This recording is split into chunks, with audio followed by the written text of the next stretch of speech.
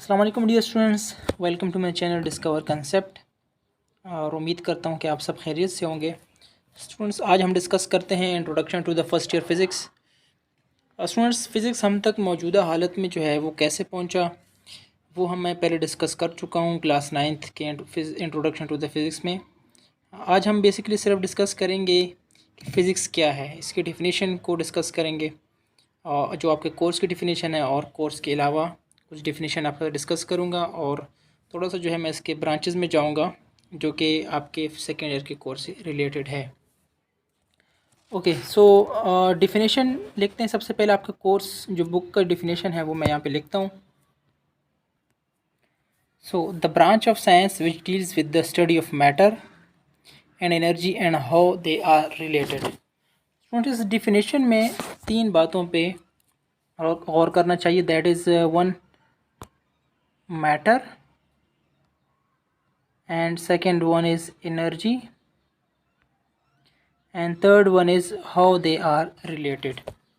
So सबसे पहले matter क्या है। मैटर जो है वो आप डेफिनेशन पहले पढ़ चुके होंगे।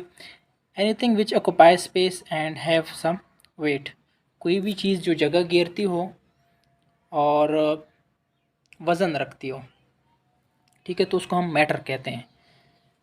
आपके सराउंडिंग में, यूनिवर्स में जितनी भी चीज़ें आपको नज़र आती हैं ये सारी जो है वो मैटर कहलाती हैं, क्योंकि ऐसी कोई भी चीज़ आपके सामने नहीं है जो जगह ना घेरती हो या वेट ना रखती हो। Okay, second thing is energy. Energy को हम ऐसे डिफ़ाइन करते हैं कि एबिलिटी टू डू वर्क, किसी चीज़ में काम करने की सलाहियत। और ये दोनों तो आप पहले से जानते होंगे, लेकिन हाउ दे आर रिलेटेड, अब एनर्जी और मैटर कैसे रिलेटेड हैं, इस चीज़ को आइंस्टाइन ने बहुत अच्छी तरीके से एक्सप्लेन किया। और इस होल डिफिनीशन को हम कह सकते हैं कि एक सिंगल इक्वेशन की शक्ल में लिख दिया उसने। और वो इक्वेशन क्या आपके सामने मैं लिखता हूँ यहाँ पे।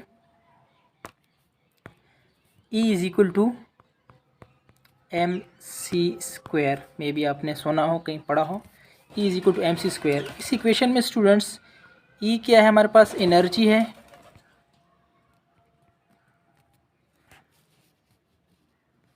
m is the mass of the material या object, c is the speed of light. So Einstein के इस इक्वेशन के मुताबिक हम एनर्जी को मास में कन्वर्ट कर सकते हैं और अगेन मास को एनर्जी में भी कन्वर्ट कर सकते हैं। सो स्टूडेंट्स, मास का एनर्जी में कन्वर्ट होने की एग्जांपल जो है वो आपने देखी होंगी। जैसे कि हम पेट्रोल की बर्निंग करते हैं या वुड की बर्निंग होती है, तो आपको एक मास जो है वो एनर्जी के फॉर्म में मिल जाता है। लेकिन आप सोचते होंगे कि कैसे जो है हम किसी एनर्जी को मास में कन्वर्ट कर सकते हैं। तो ये साइंटिफिकली प्रूव्ड है, और ये जो है इसके बारे में आप सेकेंड ईयर के कोर्स में पढ़ेंगे। दो टॉपिक हैं आपके जो दोनों बातें प्रूव करते हैं, एनर्जी का मास में कन्वर्ट होना और मास का एनर्जी में कन्वर्ट होना। और इनके जो नेम है that is pair production and pair annihilation. So आपको बताता हूँ कि what is pair production, pair annihilation short में।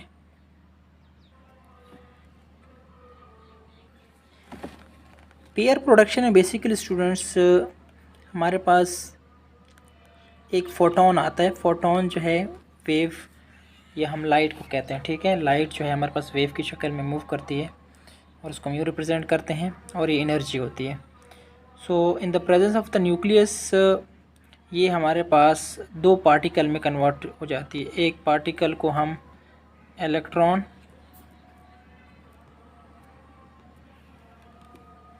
कहते हैं, दूसरा जो है हमारे पास पॉजिट्रॉन, मतलब पार्टिकल और एंटी पार्टिकल प्रोड्यूस होते हैं।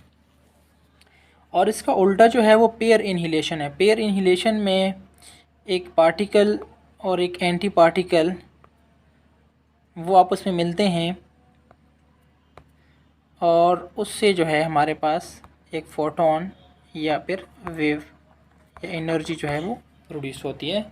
सो ये आइंस्टाइन की equation E is equal to mc² या एनर्जी का मास में कन्वर्ट होना और मास का एनर्जी में कन्वर्ट होने का प्रूफ है। ओके स्टूडेंट्स, तो ये तो आपकी थी बुक की डिफिनेशन। अब हम ज़रा आपकी बुक से हट के कुछ डिफिनेशन डिस्कस करते हैं। ओके सो स्टूडेंट्स, इसको हम ऐसे भी फिजिक्स को हम ऐसे भी डिफाइन कर सकते हैं कि laws and principles that governs the universe, वो लॉज यानी वो कानून जो कि यूनिवर्स को एक्सप्लेन करती है हमारे पास कि यूनिवर्स जो है वो कैसे वजूद में है। या इसको हम ऐसे भी डिफ़ाइन कर सकते हैं स्टूडेंट्स के why and how things happens.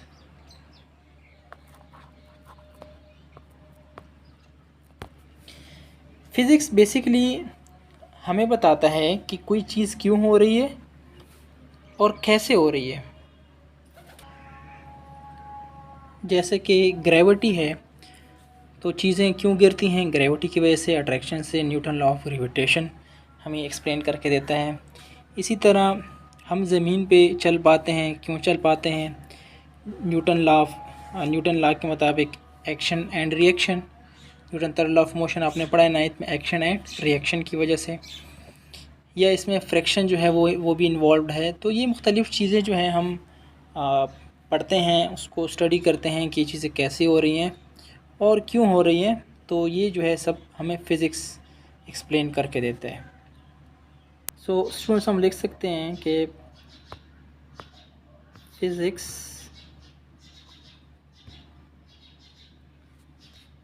Is actually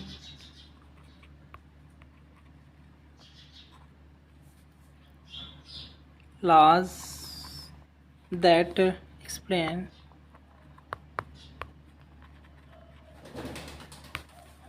the physical world।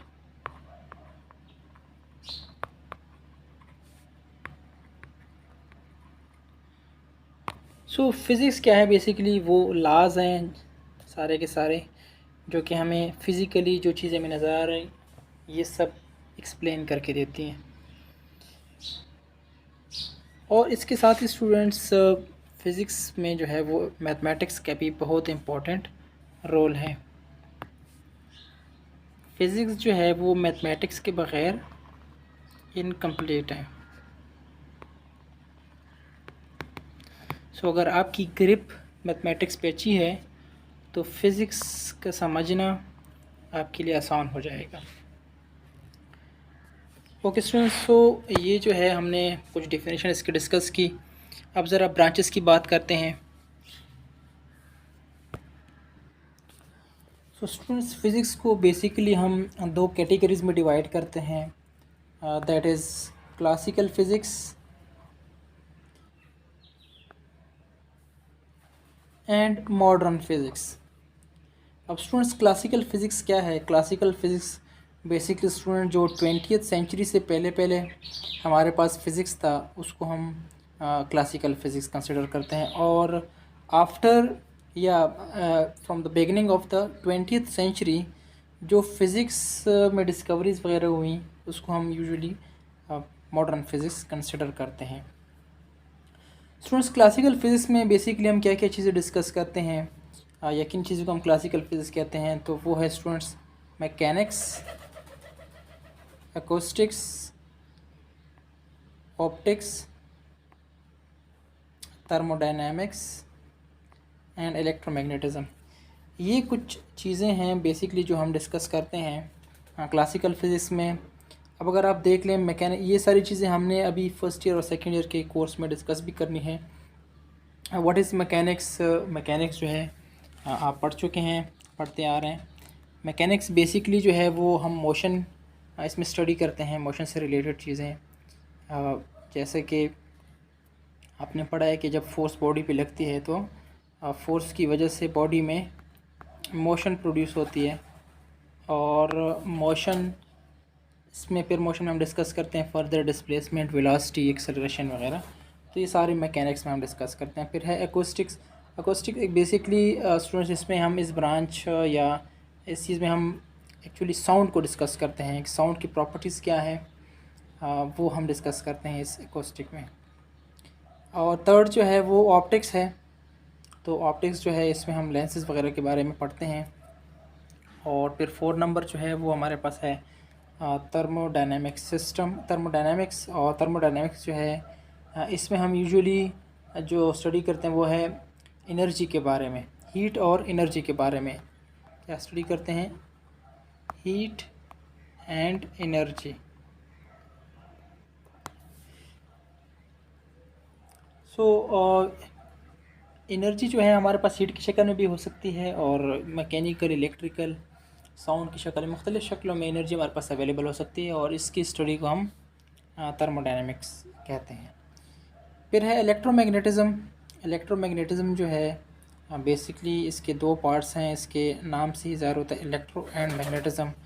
Electricity और मैग्नेटिज़्म में इसको हम डिस्कस करते हैं। इलेक्ट्रिसिटी और मैग्नेटिज़्म की स्टडी को हम इलेक्ट्रोमैग्नेटिज़्म कहते हैं।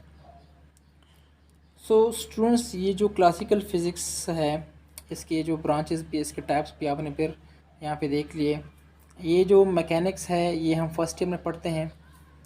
फिर उसके बाद जो है सेकंड नंबर पे अकॉस्टिक है। ये साउंड के बारे में भी हम फर्स्ट ईयर में हम स्टडी करेंगे। फिर है ऑप्टिक्स। ऑप्टिक्स का भी आपके साथ वास्ता पड़ेगा फर्स्ट ईयर में थोड़ा बहुत। और इसके अलावा जो है वो थर्मोडायनेमिक है, ये भी जो है फर्स्ट ईयर में हम इसके बारे में स्टडी करेंगे। और रही बात इलेक्ट्रोमैग्नेटिज़्म की, तो इलेक्ट्रोमैग्नेटिज़्म जो है ये हम सेकेंड ईयर में डिटेल से डिस्कस करेंगे। आप ऑलरेडी 10th क्लास में भी पढ़ चुके हैं, लेकिन इसके ऊपर भी जो है वो सेकेंड ईयर में भी 2 चैप्टर हैं। सो सेकेंड ईयर में भी इसको हम डिस्कस करेंगे। अब बात करते हैं मॉडर्न फिज़िक्स की। तो मॉडर्न फिज़िक्स जो है, जैसा कि आपको मैंने कहा कि 20th सेंचुरी के बाद, 20th सेंचुरी के शुरू से अब तक जो फिज़िक्स है इसको हम यूजुअली मॉडर्न फिज़िक्स कंसिडर करते हैं। जिसमें बेसिकली जो है हम इलेक्ट्रॉन, प्रोटॉन वगैरह, ये जो जितनी भी चीज़ें हमारे पास डिस्कवर हुई इनको हम मॉडर्न फिज़िक्स में कंसिडर करते हैं। अब आसान अल्फाज में मज़ीद भी हम इसको ऐसा डिवाइड कर सकते हैं कि क्लासिकल फ़िज़िक्स जो है वो मैक्रो फिज़िक्स, मैक्रो लेवल पे जब हम स्टडी करते हैं, मतलब कि मैक्रो मीन एक चीज़ जो हायर लेवल पे, और एक होती है मैक्रो जो कि स्मॉल लेवल पे। ठीक है, मैक्रो लेवल मीन स्मॉल, जैसे कि एटॉमिक लेवल पे। और मैक्रो लेवल पे जैसे कि हम आंखों से कुछ चीज़ें देख सकते हैं, तो ये बड़ी चीज़ें होती हैं, इनको हम मैक्रो लेवल कहते हैं।